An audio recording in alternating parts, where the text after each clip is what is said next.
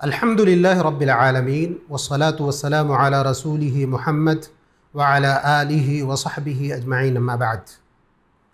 اللہ رب العزت والجلال نے بنی نوع انسان کو پیدا کیا ہے تو تمام انسانوں کے درمیان جو ایک صفت مشترک ہے وہ ہے غلطی کرنا۔ اللہ کے نبی جناب محمد الرسول اللہ صلی اللہ علیہ وسلم معصوم عن الخطا تھے۔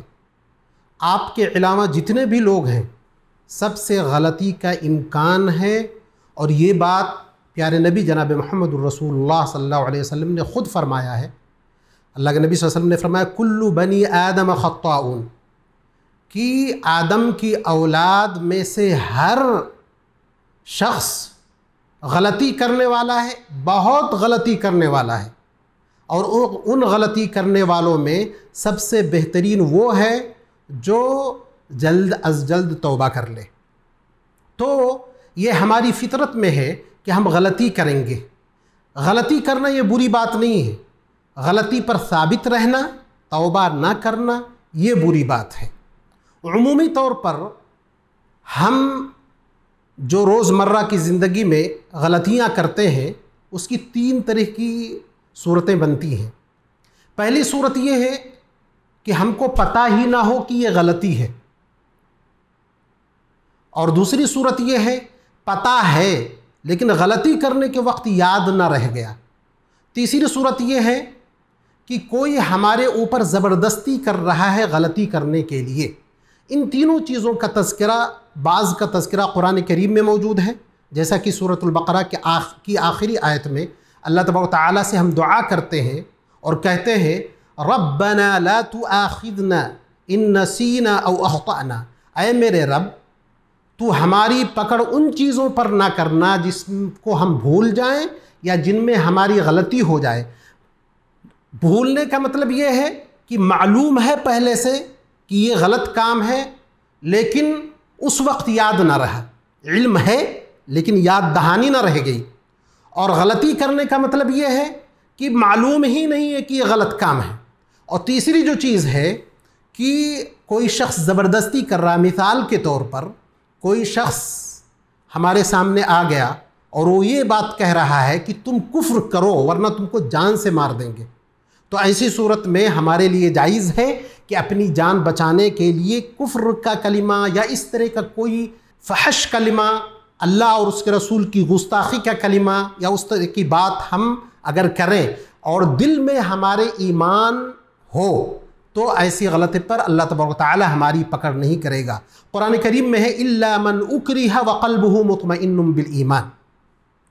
لیکن یہ بات یاد رکھنی چاہیے کہ یہ جو تینوں غلطیاں ہیں یہ صرف حقوق اللہ تک محدود ہیں۔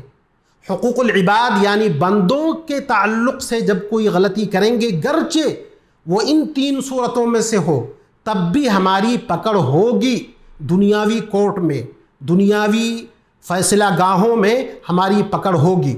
مثال کے طور پر ہم نے کسی کو مار دیا اور ہم کو پتہ نہیں تھا یا غلطی سے مار دیا تو اس کی سزا آپ کو ملے گی، لیکن اللہ کی نظر میں آپ گناہگار نہیں ہیں۔ اسی طرح جو شخص غلطی کر لے اس کے لیے ضروری ہے کہ وہ ہر حال میں توبہ و استغفار کرتا رہے۔ اللہ تبارک و تعالیٰ نے قرآن کریم میں بے شمار مواقع پہ توبوا الی اللہ جميعا ایھا المؤمنون لعلکم تفلحون یا ایھا الذین آمنوا توبوا الی اللہ توبۃ نصوحا، اے ایمان والو سچی توبہ کرو اللہ کے سامنے۔ بے شمار مقامات پر اللہ تبارک و تعالیٰ نے توبہ پر زور دیا ہے اور کامیابی کی کنجی قرار دیا ہے۔ توبہ کا مطلب یہ ہوتا ہے کہ انسان دل میں اس برائی کے تئیں نفرت رکھے اور رب العزت والجلال کی خشیت، اس کا ڈر ہمارے دل میں ہو اور ہم وہ برائی چھوڑ دیں، تو گویا توبہ ہے۔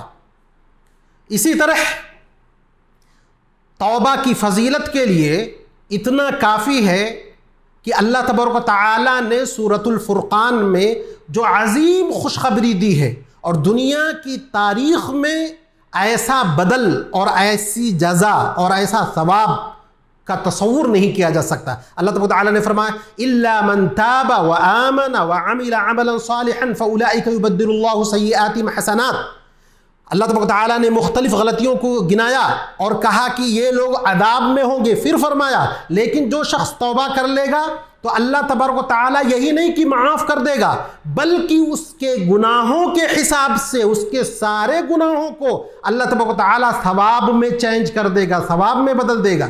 اس سے بڑی دریا دلی اور سخاوت کا معیار انسانیت کو نصیب نہیں ہو سکتا ہے۔ اسی طرح توبہ کے لیے کچھ شرطیں ہیں۔ ہماری توبہ اس وقت تک قبول نہیں ہوگی جب تک ان شرطوں کو ہم پا نہ لیں۔ پہلی بات اخلاص ہونا چاہیے، اللہ کا ڈر ہونا چاہیے۔ دوسری بات یہ ہے کہ اس غلطی کو چھوڑ دیں۔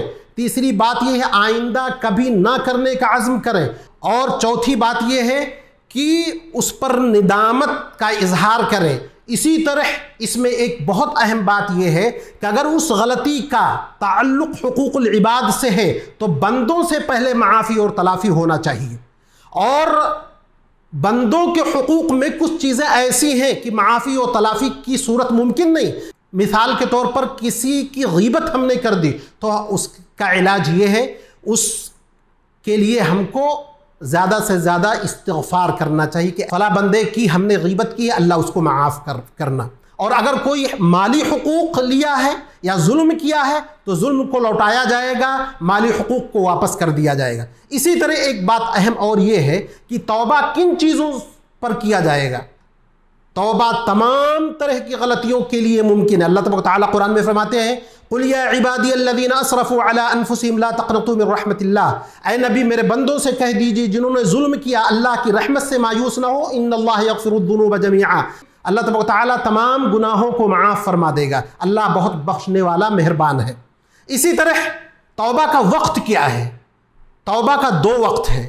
ایک وقت یہ ہے عام، جو کہ سورج جب پچھم کی طرف سے طلوع ہونا شروع ہو جائے گا توبہ کا دروازہ اللہ بند کر دے گا۔ اور دوسرا خاص وقت یہ ہے کہ آدمی موت کے قریب پہنچ جائے، اس کے حلق سے غرغرے کی آواز آنے لگے، خر خر کی آواز آنے لگے، یعنی موت بالکل قریب ہو، تب بھی اس بندے کے لیے توبہ کا دروازہ بالکل بند ہو جاتا ہے۔ عمومی طور پر ہمارے معاشرے میں جو لوگ ظلم کیے رہتے ہیں موت کے وقت لوگوں کو بلاتے ہیں اور کہتے ہیں معاف کر دو معاف کر دو، ایک طرح کی بلیک میلنگ ہوتی ہی ہے۔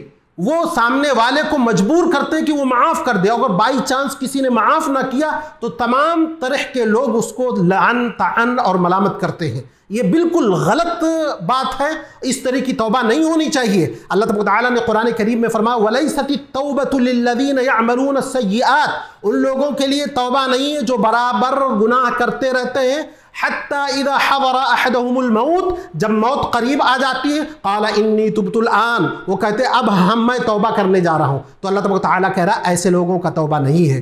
تو یہ چند چیزیں تھیں جو توبہ کے بارے میں تھیں۔ اللہ تبارک و تعالیٰ سے دعا ہے کہ اللہ تبارک و تعالیٰ ہم لوگوں کو زیادہ سے زیادہ توبہ و استغفار کی توفیق عطا فرمائے، رب العزت والجلال ہمارے گناہوں کو معاف فرمائے۔ وآخر دعوانا ان الحمد للہ رب العالمین۔